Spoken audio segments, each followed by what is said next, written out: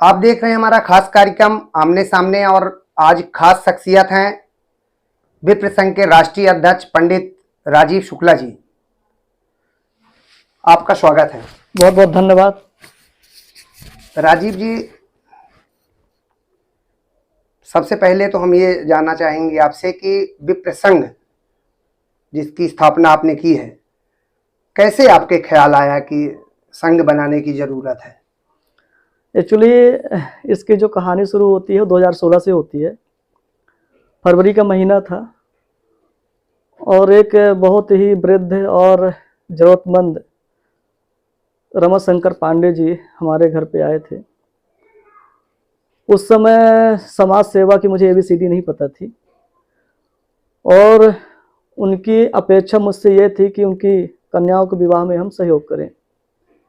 चूँकि ये मेरे लिए नया नया अनुभव था, लेकिन वो रहने वाले मऊगंज के थे।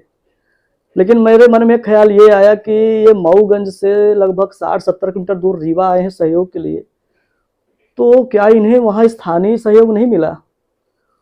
और नहीं मिला तो उसका रीज़न क्या था? खैर, चूँकि मेरा अनुभव पहला था तो मैंने उनका सहयोग किया और उनके 2 बच्चों की शादी एक साथ में संपन्न हुई। यहाँ से हमारे मन में प्रेरणा आती है संगठन बनाने की। चूँकि मैं अननोन पर्सन था संगठन के बारे में, संगठन कैसे बनाते हैं, क्या उसके गतिविधियाँ होती हैं, क्या प्रोटोकॉल होते हैं। तो मेरे एक मित्र से मैंने सजेशन लिया कि मुझे एक संगठन बनाना है। तो वो हंसने लगे कि क्या करोगे संगठन बना करके आप? तो हम कहा नहीं, उसकी आवश्यकता है, समाज में बहुत सारे शोषित और पीड़ित लोग हैं, मुझे ऐसा महसूस हुआ है। तो बोले ऐसे सेवा करते रहिए। हमने कहा कि सेवा तो हम कर ही रहे हैं और करेंगे, लेकिन मैं एक उसको विधि तरीके से करना चाहता हूँ उसको। तो उन्होंने कहा पहले आपको तो 7 लोग ढूंढना पड़ेगा इसके लिए। यदि आपको संगठन बनाना है तो 7 लोग आपके ऐसे होने चाहिए जो आपकी बात को माने और आपकी विचारधारा से जुड़ सके। वो ये मेरे लिए कठिन था कि मतलब सेवा शब्द तो बहुत छोटा है, लेकिन वो कार्य बड़ा कठिन होता है वो। तो मैंने लोगों से चर्चा किया तो कुछ लोग तो हमारा मोरल डाउन किए, बोले अपनी नौकरी चाकरी करो, जो धंधा पानी कर रहे हो वो करो, ये कहाँ चक्कर में फंस रहे हो। ये बोले कि नाम क्या सोचे हो? तो हमने कहा नाम तो मुझे पता नहीं है, लेकिन कुछ रख लेंगे। बोले पहले नाम सोच लो। तो ये प्रजापिता ब्रह्मा कुमारी आश्रम में एक हमारे प्रकाश भाई जी हैं, तो उनसे मैंने से चर्चा किया तो बोले कि आप सर्व कल्याणकारी ब्राह्मण संघ नाम रख लीजिए। हमने कहा ठीक है। कुल मिला के किसी तरह 7 लोगों को ढूंढा हमने और जो रजिस्ट्रेशन हमारा सोसाइटी एक्ट में हुआ 2017 में सर्व कल्याणकारी ब्राह्मण संघ के नाम से। लेकिन मेरा शुरू से एक उद्देश्य ये था कि मैं किसी जाति विशेष के लिए काम नहीं करना चाहता हूँ। हमारा उद्देश्य था सनातन धर्म को आगे बढ़ाना, उस धर्म में जितने भी लोग आते हैं उनको सबकी सेवा करना। तो वो मेरा शुरू से ही एम था। लेकिन मैंने कुछ चीज़ ये देखी कि खासकर जो ब्राह्मणों में है ना, तो उन्हें कोई गवर्नमेंट से सुविधाएं मिलती है, भले वो भिक्षा यापन कर रहा है, लेकिन अगर वो ब्राह्मण है तो उसे कोई लाभ नहीं मिलता है गवर्नमेंट से। तो उन लोगों को मुझे अपने साथ में लेकर के चलना था, उनकी मदद करना था। साथ साथ में पैरेलल जितने भी ऐसे शोषित हैं, पीड़ित हैं, गरीब हैं, जरूरतमंद हैं, उनकी व्यवस्थाएं करना, उनकी मदद करना, ये हमारे मुख्य उद्देश्यों में था। और जब इसका एक बायलॉज बनता है तो बायलॉज में ये पूछा जाता है कि आप काम क्या करोगे, किस क्षेत्र में काम करोगे। तो मेरा उसमें शिक्षा और स्वास्थ्य 2 मुख्य उद्देश्य थे। क्योंकि यदि आप समाज को शिक्षित कर दिए तो आपके आने वाली पीढ़ियां भी जो है तो एक आयाम रचती है वो। और स्वास्थ्य एक ऐसी चीज है कि यदि आपको कोई गंभीर बीमारी हो गई तो आपका धन और धर्म दोनों उसमें चला जाता है। तो ये हमारे 2 मुख्य उद्देश्य उसमें थे। इसके अलावा जो भी सामाजिक सरोकार के कार्य हैं आप देखते रहते होंगे, ऐसा कोई फील्ड छूटा नहीं होगा जिस क्षेत्र में काम न किया गया होगा। राजीव शुक्ला जी एक बड़े संगठन का नेतृत्व कर रहे हैं।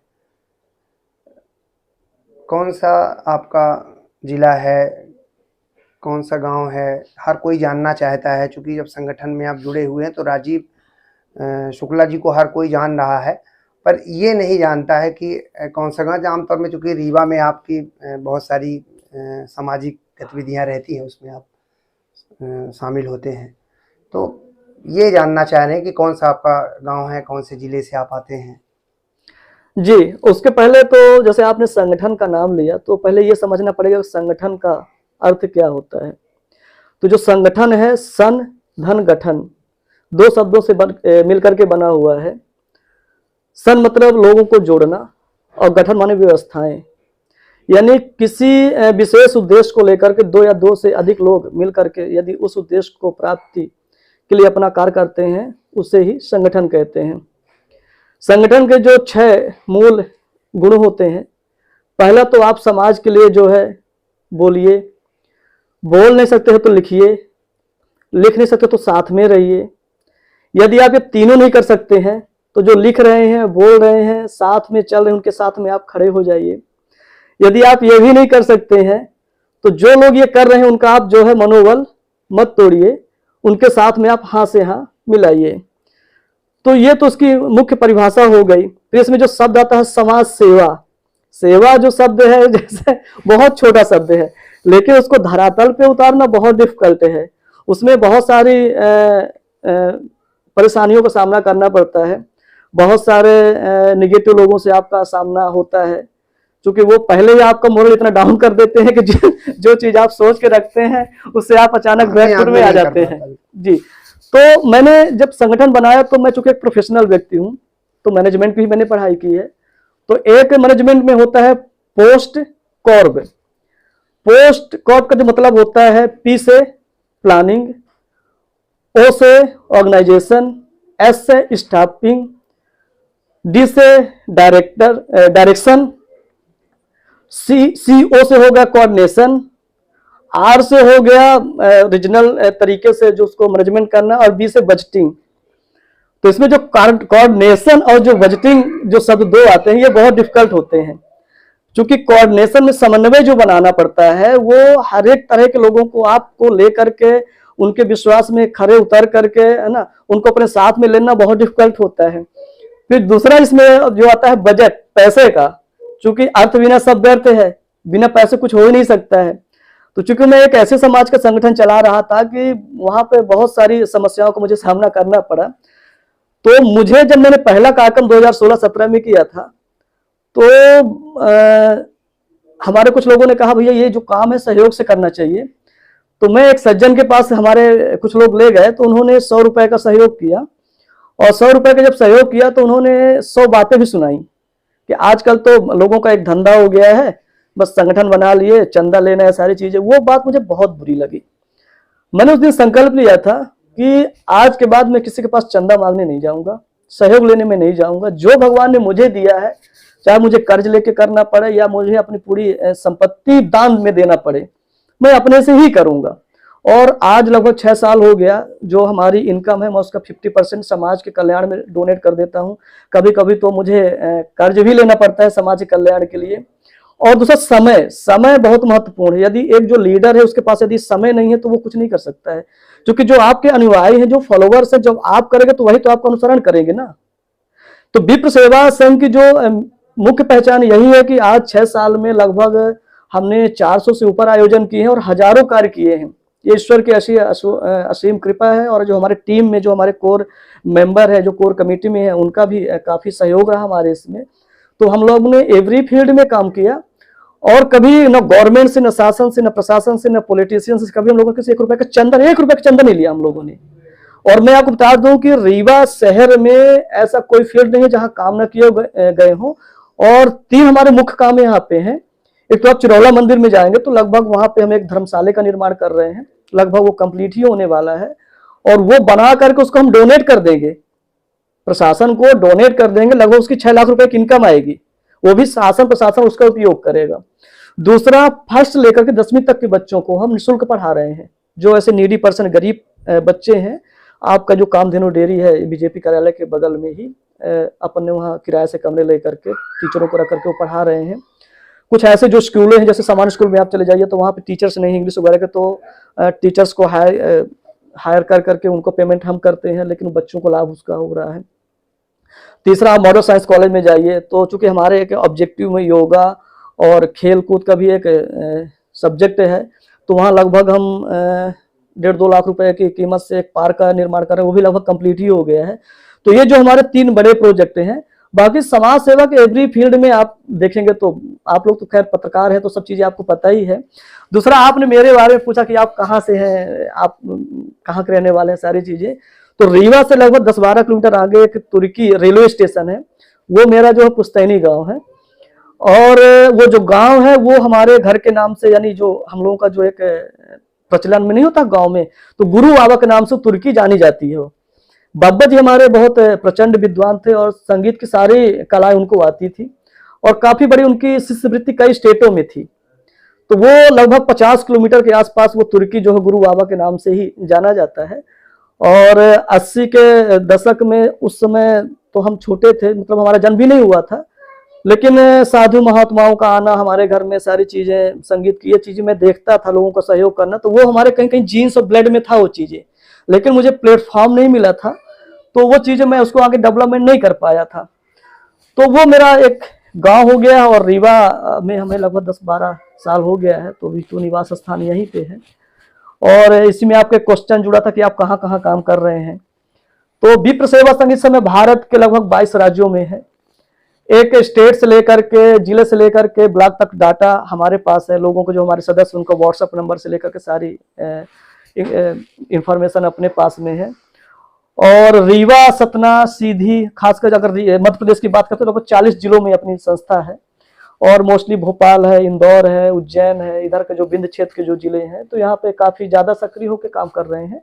और अगर स्टेट की बात करें तो राजस्थान हो गया, आपका महाराष्ट्र हो गया, उत्तर प्रदेश हो गया, मध्य प्रदेश अपना ही, छत्तीसगढ़ हो गया, तो यहाँ एक्टिविटी हो रही है। बाकी राज्यों में धीरे धीरे लोग काम कर रहे हैं। बिल्कुल, अब आपके पारिवारिक जीवन की ओर बात करेंगे। आपने जैसे कहा कि आपके बाबा जी गुरु बाबा जी के नाम से, गुरु बाबा के नाम से जी तुर्की में और आसपास के पूरे एरिया में हर कोई जानता था, जी एक बहुत बड़ा जी उनका चेलान था। जी जी आपके पिताजी क्या करते हैं और कितने भाई बहन हैं आप?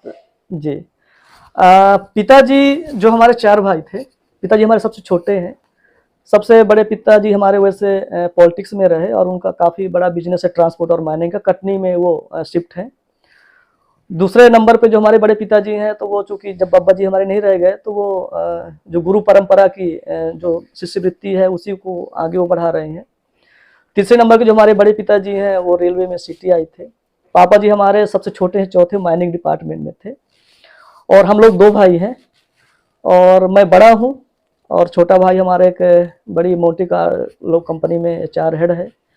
तो छोटा परिवार है अपना और लगभग कहें तो 4 जिलों को हम लोग कवर करते हैं। जो सबसे बड़े पिताजी हमारे कटनी में शिफ्ट हैं, फिर उसके बाद जो है तो जबलपुर में शिफ्ट हैं, और फिर एक अपना सतना जिले में हो गया, रीवा में मैं शिफ्ट हूँ, तो 4 जिलों का जी बिल्कुल। अब बात की जाए संगठन की, तो अब संगठन भी आपका लगातार सामाजिक गतिविधियों में शामिल रहता है और आप भी कई सरोकार समाज के लिए कार्य करते हैं। तो कभी आपको ऐसा प्रतीत होता है कि नहीं, हम ये काम नहीं कर पाए और मन को पीड़ा होती है, समाज उपेक्षित भी है, जिस तरह से आपने कहा कि संगठन बनाने का उद्देश्य ही यही है, तो ऐसा कौन से कार्य हैं जो भी आप चाह रहे हैं और उस कहीं न कहीं उसका सपोर्ट नहीं मिल पा रहा है और आपकी इच्छा है कि वो कार्य किए जाएँ, खास तौर से समाज की बात करें तो? सुशील जी, देखिए ऐसा है कि ऐसी ईश्वर कृपा है कि जिस कार्य में हमने हाथ लगाया है वो सफल ही रहा है अभी तक। लेकिन मेरा एक सपना है कि जो शिक्षा के क्षेत्र में हम ज़्यादा काम कर रहे हैं, तो एक कोई स्कूल या कॉलेज खोलने का मेरा विचार है। और अभी तो हमने उसमें पहल नहीं की है, लेकिन मेरा ईश्वर के ऊपर विश्वास है कि वो कार्य भी पूर्ण होगा, समय उसमें लग सकता है। और बाकी तो जो जिस काम में भी हाथ लगाया है तो वो सफल ही हुए हैं। जी राजीव जी, कोई भी संगठन जब बनता है और तैयार होकर उसकी रूपरेखा समाज के सामने आती है, तो कहीं न कहीं जो राजनीति है वो उस पे कहीं न कहीं बड़ी तेजी के साथ सक्रिय रूप से अंदर घुसती है और उस संगठन को राजनीतिक संगठन हो जाता है, फिर वो उसकी परिभाषा बदल जाती है। तो विप्र संघ जिस तरीके से पूरे विंध्य संभाग की बात करें, विंध्य में बात करें, तो लगातार सक्रिय रूप से हैं आप, तो ऐसा कभी आपको लगता है कि नहीं, राजनीतिक रूप से भी लोगों की मदद की जाए? सुशील जी, देखिए ऐसा है कि मैंने ये देखा है कि आज के डेट में जो पावर है वो राजनीति के पास में है। यानी आपको कोई बड़े मुद्दे उठाने हैं तो आप राजनीति के माध्यम से ही उठा सकते हैं। सदन में जब आप पहुंचेंगे, जनतंत्र है, जो प्रतिनिधि आपकी आवाज़ को वहाँ पे उठा सकता है। यहाँ आप कितना भी हल्ला करिए, आंदोलन करिए, उसका बहुत बड़ा इतना प्रभाव नहीं होता है। लेकिन मेरा अनुभव रहा है, यदि आप समाज में त्याग और समर्पण से काम कर रहे हैं तो बिना राजनीति में गए भी आप सारे काम कर सकते हैं। मुझे बहुत सारे ऑफर राजनीति से आए संगठन में कई पार्टी में जुड़ने के लिए, लेकिन मैं किसी पार्टी में सदस्यता आज तक नहीं लिया। फिर दूसरी हमारे जो चाहने वाले हैं बोलते भाई आपको राजनीति में आना चाहिए, तो हमने कहा उससे क्या होगा। बोला आप जाएंगे तो आप पावर में आएंगे, आप लोगों को काम करा सकेंगे। तो हमने कहा जो नेता होता है, जो मेरा अनुभव रहा है, लोग जो जनता होती है उसके काम अधिकतर कहाँ पे होते हैं, या तो पुलिस स्टेशन में काम होगा, या उसका हॉस्पिटल में काम होगा, या कोई लॉयर की व्यवस्था है, कोर्ट कचहरी में उसका काम होगा। तो ऐसी ईश्वर की कृपा रही, ऐसी अपनी लाइजनिंग है कि ये काम हम सारे खुद भी करवा लेते हैं, बिना नेता बने भी, बिना राजनीति में गए भी ये सारे काम करवा लेते हैं। तो मुझे इसमें जाने की आवश्यकता नहीं। हाँ, हमारे जो टीम के लोग यदि जाना चाहते हैं तो उनका हम सपोर्ट करेंगे। या दूसरी बात, या राजनीति में कोई अच्छा व्यक्ति यदि समाज के हित में काम कर रहा है तो हमारी संस्था जो है उसके साथ में है, हम लोग उसका सपोर्ट करते हैं। अभी आपका विप्र संघ कन्या विवाह भी आयोजन करा रहा है, उसमें आपकी सहभागिता भी सामने आई है। जी जी। तो क्या लगता है आपको कि समाज में लोगों को आगे आके इस तरीके से कार्य करने चाहिए, खासतौर जैसे आप जुड़े हुए हैं इसमें, और कहाँ पर पीड़ा होती है कि भरपूर सहयोग नहीं हो पाता किसी ब्राह्मण की कन्या, चूँकि आमतौर में दहेज प्रथा बहुत बड़ी समस्या है लोगों के सामने, तो कैसे आप लोगों की मदद कर पाते हैं? एक्चुअली जैसे हमने बताया आपको कि किसी भी काम के लिए उसकी प्लानिंग करना और उसको अंतिम सिरे तक पहुंचाना, इसका प्लान मैं ही खुद करता हूं। इसके बाद जो हमारे टीम के बहुत ही कुछ खास लोग हैं जिनका कोई समाज से स्वार्थ नहीं है, जैसे हमारे डॉक्टर आरती तिवारी जी हमारे पीआरओ हैं, एक पुष्पा शर्मा जी हमारे इसमें जो है राष्ट्रीय सचिव है, विनय त्रिपाठी जी हैं जो यहाँ के जिला अध्यक्ष, नीरज दुबे जी हैं, ददन तिवारी जी हैं, अमित पाठक जी हैं। ये ऐसे लोग हैं जो हमेशा समाज के लिए तत्पर रहते हैं। लेकिन एक विप्र सेवा संघ की विशेषता ये रही है कि मैं किसी के ऊपर कोई लायबिलिटी नहीं देता हूँ। लोग बोलते हैं कि आप सबको काम बांट दीजिए, ये टीम वर्क होता है, टीम वर्क होता है मुझे पता है, लेकिन मैं उनको लास्ट स्टेज पे बोलता हूँ कि भैया ये काम करना है कल। और वो जब उनको मैं थोड़ी सी जिम्मेदारी देता हूं तो वो उसको बहुत अच्छी तरीके से कर पाते हैं। यदि किसी व्यक्ति के ऊपर हम ज्यादा ओवरबर्डन डाल देंगे तो वो छूट जाएगा, फिर वो दूर हो जाएगा, वो समाज को छोड़ देगा वो। तो उनको मेरी कोशिश रहती है कि बस थोड़ी सी हल्की उनको जिम्मेदारी दे, और बड़े अच्छे से निभाते भी हैं। और जिन लोगों को मैंने नाम लिया ये हमारे साथ में शुरू से हैं और अभी भी तक जुड़े हुए हैं, और कभी भी इन्होंने मुझे निराश नहीं किया है। और जहाँ आपने बोली पीड़ा की बात, तो समाज में उदासीनता है। मैं ये देखता हूँ कि लोग तमाम जगह पैसे खर्च कर देंगे, है ना, बैंड बाजा में, पार्टियों में, लेकिन अगर किसी शोषित व्यक्ति की मदद करना है तो वहाँ पे पीछे रहते हैं, उनकी मदद नहीं करते हैं। तो कन्या विवाह एक सामाजिक कुरीति जो हमारी दहेज प्रथा है ही, और दूसरा बहुत सारे ऐसे गरीब लोग हैं, खासकर बिंदी की बात करें कि उनकी इतनी इकोनॉमिकल स्थिति नहीं रहती है कि वो अपने बच्ची का विवाह अच्छे से कर सकें। अभी जो हमने रिसेंटली कराया तो उनके पिताजी कैंसर के लास्ट स्टेज में है, ब्लड कैंसर है उनको हम जानते नहीं है, लेकिन वो किसी के माध्यम से आए, वो तो प्रयास किया और भगवान के आशीर्वाद से उनका विवाह हुआ, अच्छे से हो गया। और समाज में बहुत कुछ चेतना लाने की आवश्यकता है। और जैसे हमने बताया भी कि यदि हमने 500 का आक्रम अगर ब्राह्मणों के लिए किया तो 500 मैंने अदर समाज के लिए भी किया। मैंने कभी उसमें जाति धर्म की डिफिनेशन मैंने कभी नहीं की कि वो किस वर्ग का है, क्या है। जो भी हमारे पास व्यवस्था है वो कोशिश करते हैं कि उसको अपन मदद कर सकें। संगठन मजबूत होता है तो बहुत सारे विरोधी भी रहते हैं, विरोधी दल भी रहते हैं, विरोधी संगठन भी रहते हैं जी। तो उससे कैसे राजीव शुक्ला, चूंकि राजीव शुक्ला कह रहे हैं कि अकेले ही राजीव शुक्ला पूरी जिम्मेदारी अपने ऊपर ले लेते हैं, और ख़ासतौर से जब कोई बड़ा आयोजन होता है और समाज में समाज के लिए एक आईना दिखाने का होता है कि नहीं हमने ये काम किया और ऐसे काम करने चाहिए लोगों को आगे आके, और दूसरे संगठन भी है जो विरोध भी करते हैं कि नहीं नहीं ये इसके पीछे कुछ और चल रहा है। तो कैसे? शुरू में जब हमने इसको शुरू किया था ना तो लोगों ने कहा कुछ नहीं, इनको अब राजनीति में आना है, तो एक प्लेटफॉर्म बना रहे हैं। फिर जब कुछ साल बीत गए तो हम कहीं जुड़े नहीं, फिर उनको लगा होगा कि नहीं कुछ नहीं, चंदा लेकर के काम कर रहे होंगे, फिर उनको कहीं ये मौका भी नहीं मिला होगा। लेकिन कहते हैं कि मैं अकेला ही चला था जानबे मंजिल, मगर लोग साथ आते गए और कारवां बढ़ता गया। तो जब लोगों को लगा कि नहीं, इनका कोई स्वार्थ नहीं है और किसी से कोई अपेक्षा भी नहीं है, तो विरोधी तो भगवान राम के भी थे। तो ये तो मैं नहीं कह सकता हूँ कि मेरा कौन विरोध मानता है या कौन शुभ चिंतक है, लेकिन कोशिश करता हूँ कि जो मेरे पास आया उसको सेटिस्फाई करने के लिए। बाकी किसी को मानना होगा तो उसमें हम क्या कर सकते हैं। बहुत सारे ब्राह्मण संगठन भी सामने हैं जो ब्राह्मण के हित की बात करते हैं। बहुत सारे संगठन बने, फिर उन संगठनों की गतिविधियां सामने नहीं आई, सामाजिक रूप से सरोकार सामने नहीं आए।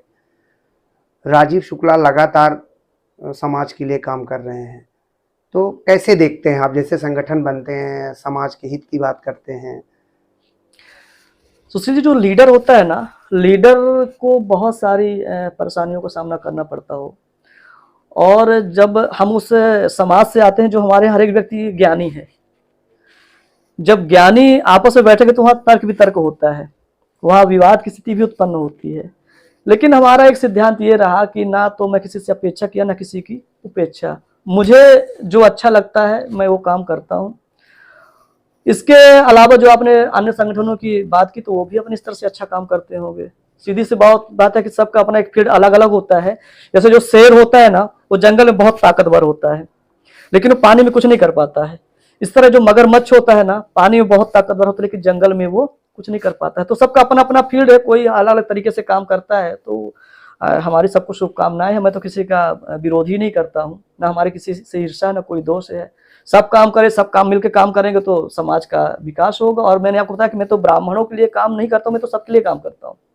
आपको मैं बता दूं कुछ विप्र सेवा संघ के यूनिक वर्क जबलपुर में अभी जब वहाँ पे जो कलेक्टर थी लैया राजेटी, तो हम लोगों ने एक वर्ल्ड रिकॉर्ड बनाया था। एक दिन में 3010 यूनिट ब्लड कलेक्ट हुआ था। ये अब तक का वर्ल्ड रिकॉर्ड रहा। ये दूसरा, जितने भी नेत्रहीन विद्यालय हैं, मूक बधिर विद्यालय हैं, उनकी व्यवस्थाएं करना, ये हमारा जो वर्क चलते रहते हैं। स्किल डेवलपमेंट का भी हम काम करते हैं। जैसे यदि कोई पढ़ा लिखा व्यक्ति नहीं है, लेकिन वो ठेला में रख करके फल फूल बेच सकता है, तो अपन थोड़ा उसको डोनेट करके उसका स्किल डेवलपमेंट करते हैं। अभी हम लोग कंप्यूटर का भी स्किल डेवलपमेंट चालू कर रहे हैं कि उनको केवल इस योग्य बनाएं कि वो आगे की व्यवस्था अपनी चला सके। क्योंकि हम किसी को डोनेशन देंगे तो एक बार दे सकते हैं, लेकिन हमको अगर मैं उसके अंदर अगर स्किल डेवलपमेंट कर दिया तो वो अपने परिवार का पालन पोषण कर सकते, प्लस दूसरों को भी वो मोटिवेट कर सकता है।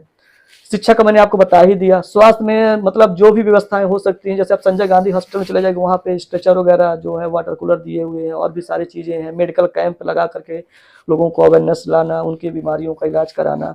अगर इलाज की बात करें तो जैसे जो क्रिटिकल बीमारियाँ होती हैं, किडनी है, हार्ट है, कैंसर है, तो ऐसे जो नीडी पर्सन गरीब है, जहाँ पे उनको ट्रीटमेंट नहीं मिल पा रहा था, तो उनको डोनेशन देकर अच्छे हॉस्पिटल में उनका इलाज करवाया। इसके शिक्षा, स्वास्थ्य, रोजगार, मैंने आपको 3 चीज़ों का डिफिनेशन मैंने बता ही दिया। इसके अलावा समझिए सरोकार के आप जिस क्षेत्र में कल्पना कर सकते हैं। हम लोगों ने एक बड़ा काम सेकेंड लहर में किया था कोरोना के। 20 स्टेट में लगभग लाखों पौधारोपण करवाया था, वो भी निजी व्यय से।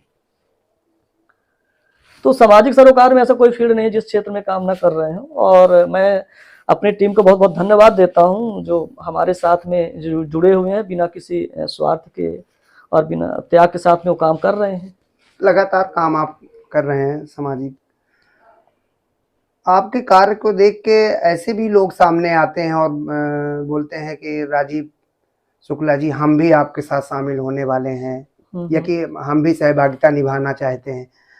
ऐसे क्या लोग जो पर्दे के पीछे हैं, जो सामने नहीं आना चाहते, ऐसे लोग भी हैं आपके टीम में? नहीं, मैं शुरू से ही मेरे जो संगठन में विप्र सेवा संघ में ट्रांसपेरेंसी रही है। हम यदि हमारे साथ में कोई है तो वो पिक्चर में ही उसको हम लाना चाहते हैं, पर्दे के पीछे नहीं। तो लगभग राजनीतिक रूप से भी जो पॉलिटिकल नहीं, ऐसा कोई व्यक्ति लोग हैं वो राजीव को फोर्सली मदद कर रहे हो या कुछ? ऐसा कुछ नहीं, आज तक तो कोई ऐसा बंदा नहीं है जो मेरी मदद किया हो। हमने जिसकी मदद की है तो की है। क्योंकि आपका जो ये लाइव चल रहा है तो वो सब लोग देखेंगे। वो अभी आपको रिसेंटली एक घटना बताते हैं। एक लेडी है जो शुरू से जब हमने पहला कार्यक्रम किया था उस समय से जुड़ी थी वो, लेकिन वो समाज में कुछ काम तो नहीं कर पाए। तो उन्होंने मुझे एक दिन मैसेज किया, बोले इतने सारे आप काम करते हैं, पैसा कहाँ से आता है? तो हमने कहा जेब से आता है। और यदि आपको समाज सेवा करनी है तो समाज सेवा तो यहाँ से होती है ना। और यदि आपका ये मजबूत है तो आप कोई भी काम कर सकते हैं। और समाज सेवा के लिए आपको समय और अपनी तिजोरी खोलनी पड़ेगी। एक साथ में दोनों काम नहीं हो सकते कि आप समाज सेवा कर लो और आप पैसा भी खर्च ना करो, संभव नहीं है। कुछ दिन चलेगा, इसके बाद बंद हो जाएगा। तो हमने उनको ये कहा कि एक काम करिए, सोशल मीडिया सबसे बड़ा प्लेटफॉर्म है, हो सकता है मैं झूठ भी बोल रहा हूँ, है ना, काम क्रोध मोह लोभ अहंकार सभी व्यक्ति के अंदर होते हैं, तो आप फेसबुक में डालिए, उसमें तो हमारे रिश्तेदार भी जुड़े हुए हैं, दोस्त यार भी जुड़े हैं, पॉलिटिशियन, पत्रकार भाई अपने, प्रशासनिक अधिकारी, कि राजीव शुक्ला ने किसी से आज तक कोई मदद मांगी है क्या? तो आपको उत्तर तो वहां के लोग दे देंगे ना। और मार्गदर्शन के तौर पे वैसे मैंने इस संगठन को शुरू से जीरो से ही शुरू किया था, और हमारा कोई गुरु नहीं, आपको ये बता दें। हम गिरे और उठे, गिरे और उठे, यही सीखते रह गए, अभी भी सीखने का प्रयास करते हैं। लेकिन अगर मैं कुछ विशिष्ट लोगों की बात करूं जो जिनसे मैं कभी कभी मार्गदर्शन लेता रहता हूं, उसमें से डॉक्टर के परहुआ साहब हैं, डॉक्टर ज्ञानवती अवस्थी जी हैं, डॉक्टर नवीन तिवारी जी हैं, और डॉक्टर सीवी शुक्ला जी हैं। इन लोगों से मैं कभी कभार मार्गदर्शन लेता रहता हूं, लेकिन कभी सहयोग की अपेक्षा मैंने नहीं की। विप्र संघ वर्तमान में, जैसे आपने शुरुआत में ही बताया था, अभी क्या स्थिति है अपने संगठन की? ऐसी कौन कौन सी जगह है जहां ज़्यादा गतिविधियां, ज़्यादा एक्टिविटी देखी जा रही है? अभी तो मोस्टली हमारा रीवा, सतना और सीधी ही, चूंकि अगर यदि हम अपने लोकल में कुछ कर पा रहे हैं तो हम समाज में संदेश दे सकते हैं ना। कहने के लिए तो ठीक है, हम संगठन आपने बना लिया, राष्ट्रीय अध्यक्ष हो गए आप, संगठन बनाने में बहुत कोई तकलीफ नहीं होती है, बहुत ज़्यादा कोई पैसा भी नहीं लगता है, लेकिन लोगों का लाभ कितना मिल रहा है ये महत्वपूर्ण होता है। आपके द्वारा किए गए कार्यों को धरातल पे लोग कितना लाभान्वित हो रहे हैं, ये मुख्य बात होती है। तो हमारा तो भी मेन अभी इसी फोकस में है। जैसे अगर रीवा की बात करें तो 45 वार्ड हैं और लगभग जितने भी यहाँ तहसीलें हैं, तो वहाँ पे मेरा एक मिशन रहा है कि एक राष्ट्र से लेकर के गांव तक संगठन को ले जाना। जब आप गांव में पहुंच जाएंगे तो निश्चित तौर पे वहाँ पे जो आपके काम देखे जाएंगे, लोगों को ज़्यादा लाभ मिल पाएगा। तो अभी तो मेरा यही है। राजीव शुक्ला, पंडित राजीव शुक्ला समाज के लिए क्या मैसेज देना चाहते हैं, क्या कहना चाहते हैं समाज के लोगों से? क्या आपकी? मैं समाज से तो यही कहना चाहता हूँ कि यदि जीना है तो दूसरों के लिए जिए, अपने लिए क्या जीना यारो। अपना पेट तो जानवर भी जो है पाल लेता है ना। आपके पास, मैं बड़ा तो उसको मानता हूँ जो दिल से होता है, जो धन से बड़ा उसको मैं बड़ा नहीं मानता हूँ। तुम अपने लिए अपना विकास डेवलपमेंट कर रहे हो तो उससे क्या होता है? आप अगर किसी को एक गिलास पानी दे रहे हो, एक रोटी दे रहे हो, उसकी प्यास बुझ रही है, उसको भूख उसकी मिट रही है, वो महत्वपूर्ण होता है। यदि आपने प्यासे को पानी पिला दिया, भूखे को भोजन करा दिया, उससे बड़ा सुख क्या हो सकता है? तो मैं तो लोगों को यही कहूँगा कि आपको भगवान ने 24 घंटे दिया, मुझे भी दिया है, तो आप जो है तो कम से कम घंटे 2 घंटे हफ्ते में दीजिए, महीने में दीजिए, लेकिन समाज में से नीडी पर्सन की मदद कीजिए, अपने आसपास के लोगों की ही मदद करिए। दूसरा, एक गीता में लिखा हुआ है कि हर एक व्यक्ति को अपने कमाई का 10% हिस्सा जो है समाज कल्याण में लगाना चाहिए, चाहे अपने रिश्तेदारों को ही लगाए, वो नीडी पर्सन जो है उनकी ही मदद करे, लेकिन करना चाहिए। ये थे ब्राह्मण समाज के राष्ट्रीय अध्यक्ष पंडित राजीव शुक्ला जी, जिन्होंने साफ तौर पे बात रखी और जिस तरीके से उन्होंने कहा कि निस्वार्थ भावना से इस संगठन के साथ वो काम कर रहे हैं और लगातार समाज के हित के लिए काम करते रहे।